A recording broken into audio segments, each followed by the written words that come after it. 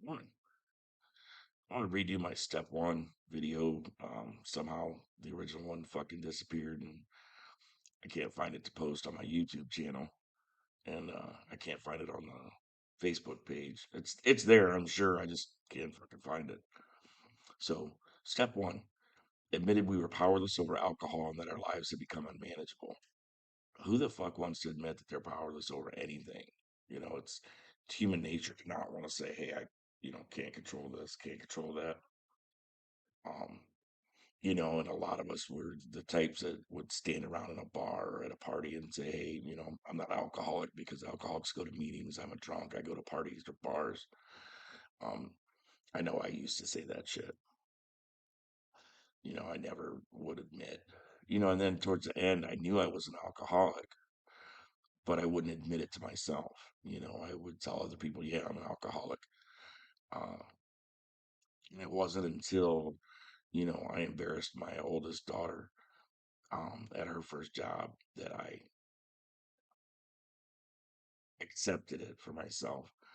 I spent that day drinking and cussing God and hitting walls and doing dumb shit and kept hearing this little voice right in my ear, you know, get on your knees, get on your knees, get on your knees, and I wouldn't do it. I was too proud. I was not getting on my knees for anybody. And then finally, at the end of the day, I'm looking at this beer and I'm like, what the fuck am I doing? And I got on my knees and I told God, I can't do this. I can't do it anymore. I need help. And at that moment, the obsession to drink left.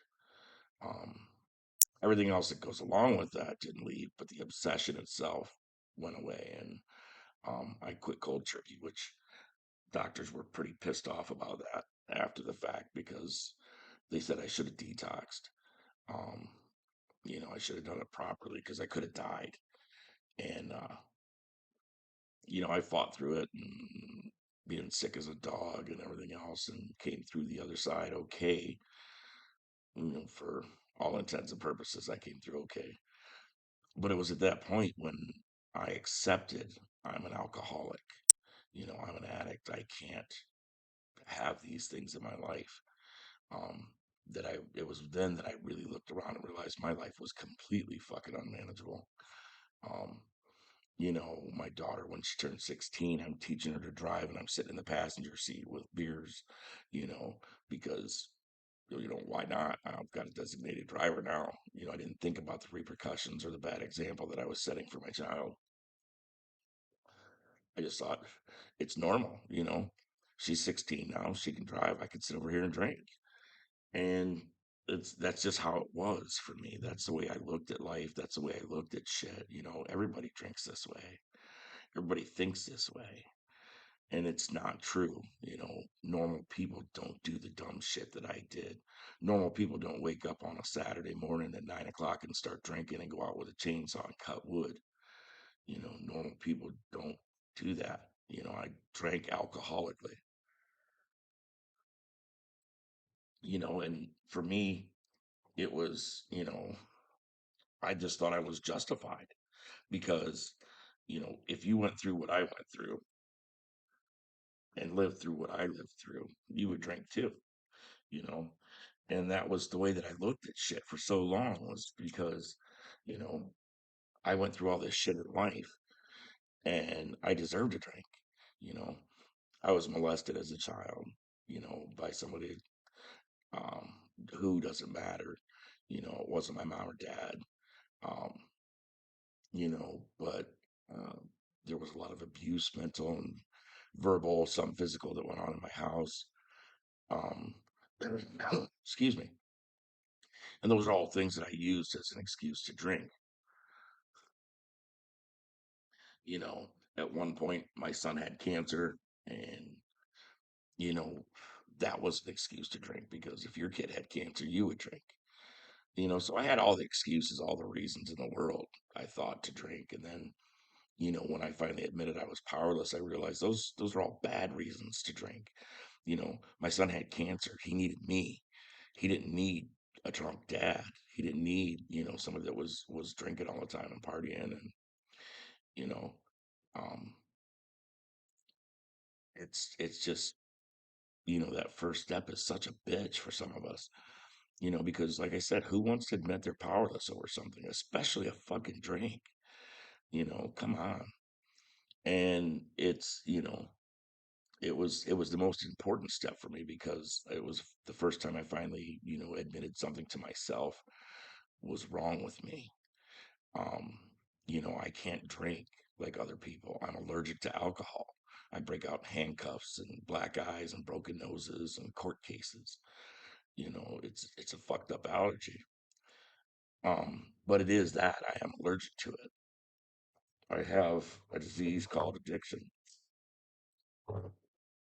My personality is such that um, if I can find something that takes me outside of myself and gets me out of my own head, I want it, and I want lots of it. Um, and that's just the way it is for addicts. We crave more. I'm addicted to anything that's gonna make me feel different. Because living inside my own head sucks fucking shit. So if you're on the fence and you're not sure where you're at, do the things the book suggests. Try the controlled drinking, try the other shit. Um, and if you find that you can't do those things, then you might be an alcoholic like me or an addict. Um, not only did I drink, I did a lot of other bad shit. That a lot of people don't necessarily know that I was partying with. They don't know that I was doing coke.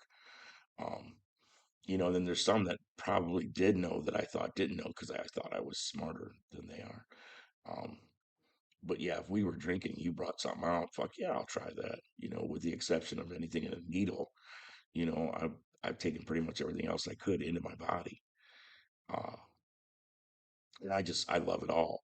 But alcohol was my drug of choice. Um, if I wasn't drinking and you had Coke, I'd be like, what are you fucking nuts? But you give me 2 beers and it's like, you better get more Coke than that. Um, so if you're teetering on the edge, you know, it, all you need to make that first step, all that it takes to make that first step is willingness. Willingness to believe that your life's out of control, willingness to believe that there's a spiritual solution to your problem, and willingness to believe in a power greater than yourself. And if you have those things and you become willing, then you're able to admit and take the first step and say, hey, I'm an alcoholic, my life is unmanageable. And then here's the thing, if you try this way of life, okay, you're an addict, you're an alcoholic, and you say, I need to change these things, and then you get into the program and you find that, okay, this isn't working for me, this doesn't work for me, I guarantee you double your misery back. It's a win-win situation, really. If you think about it, what do you got to fucking lose? Heartache, misery, sadness, depression, you know, uh, a habit that's going to kill you, because that's what alcohol and drugs do. They kill. That's the bottom line. That's your end. If you're an alcoholic like me and you don't find sobriety, your end is a pine box. If you're lucky. So if you're new, stick around, check it out. You might find that our way of life is a lot better. Uh, love you all. Talk to you soon. Bye.